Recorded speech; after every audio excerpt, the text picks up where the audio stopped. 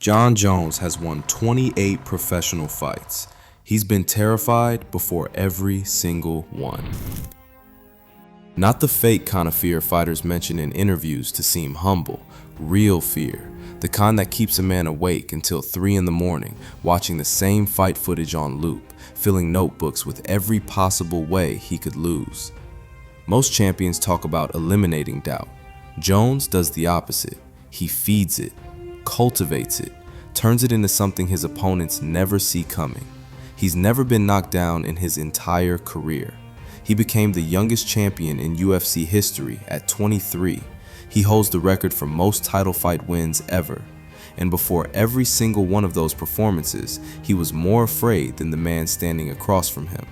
This is the psychology behind the most dominant fighter in UFC history, and why being nervous might be the most underrated advantage in any competitive field.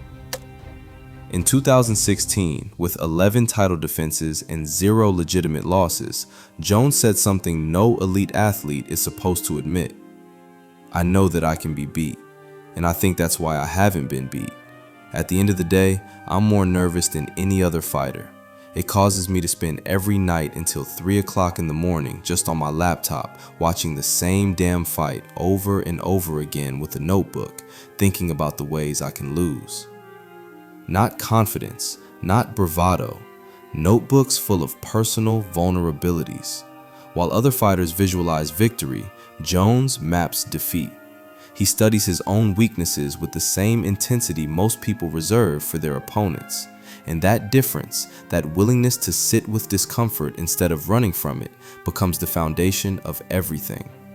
His coach Greg Jackson noticed it immediately when Jones arrived at Jackson Wink MMA in Albuquerque. Jon obviously is physically gifted and mentally strong, but he is also super humble and very coachable. He listens all the time. The word humble doesn't appear often in fighter profiles, but Jackson uses it repeatedly when describing Jones, because the man who would become the youngest champion in UFC history walked into that gym convinced he had everything to learn and never stopped believing it.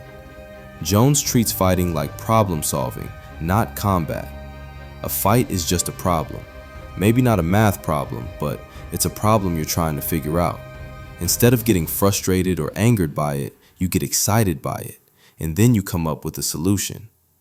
For each opponent, he creates what he calls a fight doctrine, a 3 to 4 page document cataloging every combination that has ever landed on them, every defensive tendency, every pattern. He studies it like a college textbook. Before the Rashad Evans fight, he compiled every strike that had ever touched Evans across his entire career. Then he drilled those exact angles until they became automatic.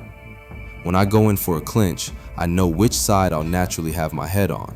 I know which side my opponent tends to put his head.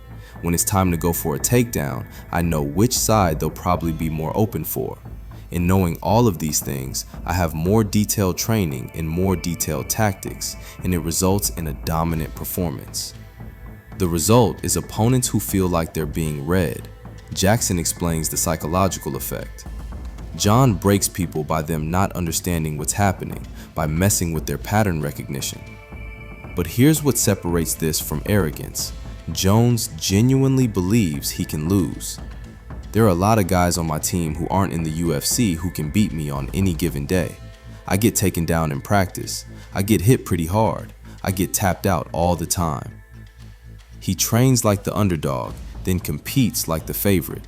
That gap between private humility and public dominance is where championships live. The fear didn't come from nowhere. Jon Jones's freshman wrestling record at Union Endicott High School, 5 wins, 35 losses. Not a typo. 5 and 35. The kid who would become the greatest fighter alive was one of the worst wrestlers on his team. What did I like about the sport of wrestling? At first, nothing. I got my ass kicked a bunch. I was tall and skinny, just a little shit. His brothers were different. Arthur became a Super Bowl champion with the Baltimore Ravens. Chandler made 4 Pro Bowls as a defensive end. Both were 2-time New York State wrestling champions in high school. Jon grew up getting beaten by them daily, and it wasn't close. Not only was Arthur older and bigger, but he was a freak athlete. I pretty much grew up getting my ass kicked by a really special talent. I think it's why I turned out to be so tough. Then something shifted. His coach, Jack Stanbro, pulled the struggling freshman aside and told him, "If you do what I tell you, I'll get you to college." Jones later said, "He was the first person who ever believed in me. From that moment on, I dedicated my life to the sport of wrestling." Senior year, 39 wins, 0 losses, state champion. But soon after, everything collapsed. Jones dropped out of college 1 semester short of his associate's degree when he found out he was going to be a father. He moved into the basement of his girlfriend's mother's house and worked as a bouncer at a local bar for $50 a night. While his brothers were getting recruited by the NFL, Jones applied for a full-time job as a janitor. I was 19 years old. I went from being a guy with all these wrestling dreams to feeling like a complete waste of life. I felt like even my parents didn't believe in me at that point. A random message on MySpace changed everything. Someone who'd seen him win the state championship asked, "Have you ever thought about being a UFC fighter?" 4 months later, Jones had a UFC contract, but the fear never left. It just found a purpose. That voice, the one that told a 535 freshman he wasn't good enough, the one that echoed in that basement while his brothers signed NFL deals, Jones never silenced it. He gave it a job. Every night before competition, the same ritual, reviewing what could go wrong, then rehearsing how he'd respond. That kind of structured self-talk exists in simpler form today. If you want a daily practice for directing your inner voice rather than being controlled by it, there's an app called affirmations.app, link in the description. Now watch what happens when the fear finally disappeared. By 2020, Jones had defended the light heavyweight title 11 times. No one could touch him. He'd beaten every contender the UFC put in front of him, so he quit. Not the sport, the division. He vacated his championship, walked away from guaranteed dominance to chase the heavyweight title against bigger, more dangerous men. His explanation was unlike anything elite athletes typically say.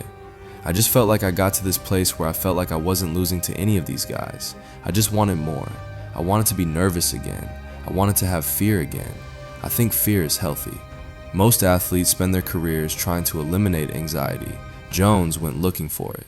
He understood that the nervousness wasn't a bug in his system, it was the entire operating system. He spent 3 years preparing for the move, 5,000 calories daily for over 2 years, deadlifting 645 pounds, squatting near 600. At one point, he weighed 263 pounds, just 2 from the heavyweight limit.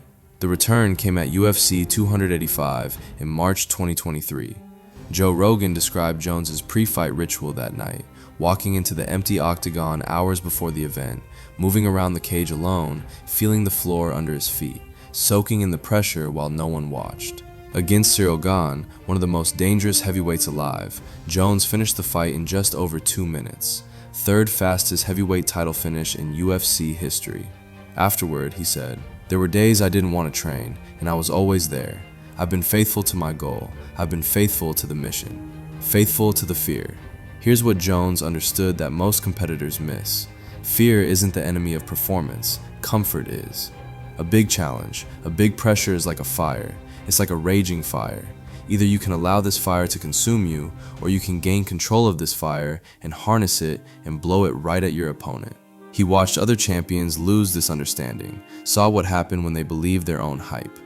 Ronda Rousey, they were saying she's the best fighter of all time. Once I realized that maybe she was starting to believe it herself, I knew she was in a dangerous spot. Jones never believed it about himself. Even now, 28 wins, 2 division titles, 16 title fight victories, records that may never be broken, he insists the psychology came through work, not gift. "I have the psychology of a winner. It is not something I was born with, but it's something I've learned." 5 wins, 35 losses, a basement, $50 a night, notebooks full of ways to fail. The most nervous fighter in the world. Undefeated.